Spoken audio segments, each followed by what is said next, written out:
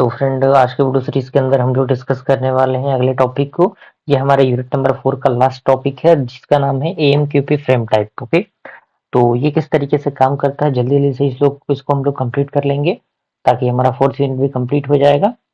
और चीज़ों को आप लोग कंप्लीट करते चलिए।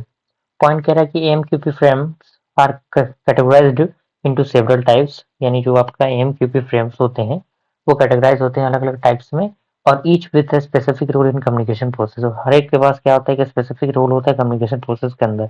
अब यहाँ पे कह रहा है कि this frame types are part of the AMQP wire protocol and are sent between the client and the broker.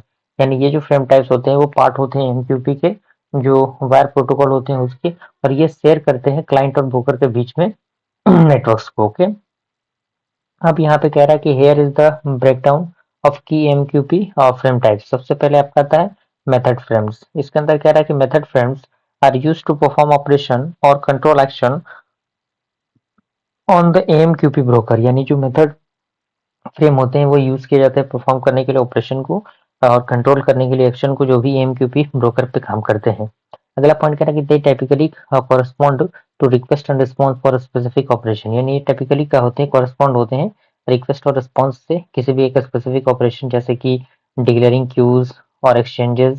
दूसरा आपका आता है पर्पस। पर्पस की हम बात करें तो इसके अंदर कह रहा है carry instruction for specific action to be executed on the broker. यानी ये क्या करता है, इंस्ट्रक्शन को कैरी करता है किसी भी एक स्पेसिफिक एक्शन के अकॉर्डिंग जो भी एग्जीक्यूट होते हैं ब्रोकर के काम में। ओके, एग्जांपल की हम बात करें तो कनेक्शन डॉट ओपन है, कनेक्शन कैंसिल डॉट ओपन है, क्यू डॉट डिक्लेयर है, एक्सचेंज डॉट डिक्लेयर है, उसके बाद है आपका बेसिक डॉट पब्लिश, उसके बाद है बेसिक डॉट गेट, उसके बाद बेसिक डॉट एक्नॉलेजमेंट है। सारे फंडामेंटल्स यहाँ पे दिए गए हैं।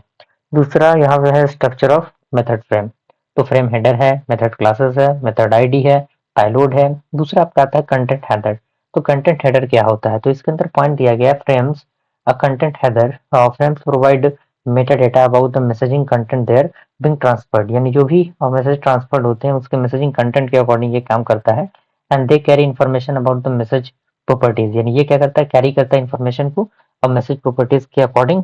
एंड जैसे कि उसके टाइप हो गए, उसके साइज हो गए, उसके इनकोडिंग हो गए। अब इसके पर्पस की बात करें तो यहाँ पे दिया गया है जैसे कि define the characteristics and methods of the content being transferred. Example यहाँ पे दिया गया है, कंटेंट टाइप हो गया, कंटेंट लेंथ हो गया, डिलीवरी बॉय मोड हो गया, मैसेज प्रायोरिटी हो गया। स्ट्रक्चर ऑफ कंटेंट के हेडर फ्रेम की बात करें तो फ्रेम हेडर हो गया, प्रॉपर्टीज हो गया, पेलोड हो गए, अलग अलग इसके फंडामेंटल्स यहाँ पे मेंशन किए गए हैं। ओके, यहाँ पे आप देख सकते हैं। तीसरा नंबर आता है बॉडी फ्रेम। दूसरा तो आपका कॉन्टेस्ट कंटेंट हेडर हो गया। बॉडी फ्रेम की हम बात करें तो इसका भी पर्पस एग्जांपल दिया हुआ है, स्ट्रक्चर दिया हुआ है। चौथा आपका आता है हार्डवेयर फ्रेम। तो इसका भी जो पूरा स्ट्रक्चर है, पूरा स्ट्रक्चर मेंशन किया गया है। पांचवा आता है हेडर फ्रेम्स, इसकी भी चीजें मेंशन की गई हैं। क्लोज फ्रेम है, इसका भी जो प्रोसेस मेंशन किया गया है। सातवां नंबर आपका आता है एरर फ्रेम। इसका भी पर्पस एग्जांपल्स स्ट्रक्चर यहाँ पे दिए गए हैं। और यहाँ पे आपका आता है स्ट्रक्चर ओवरव्यू, जैसे कि फ्रेम हेडर क्या है, फ्रेम टाइप क्या है, फ्रेम पेलोड क्या है, चेकसम क्या है, और यहाँ पे जो भी फ्रेम फ्लो होता है वो भी यहाँ पे दिया हुआ मेंशन किया हुआ है। आप यहाँ पे अच्छी तरीके से इसको देख के एनालाइज कर सकते हैं, सारी चीजें यहाँ पे मेंशन की गई हैं। ओके, और इसी के साथ ये हमारा जो टॉपिक है ये भी कंप्लीट होता है। यूनिट नंबर 4 हमारा कंप्लीट हुआ।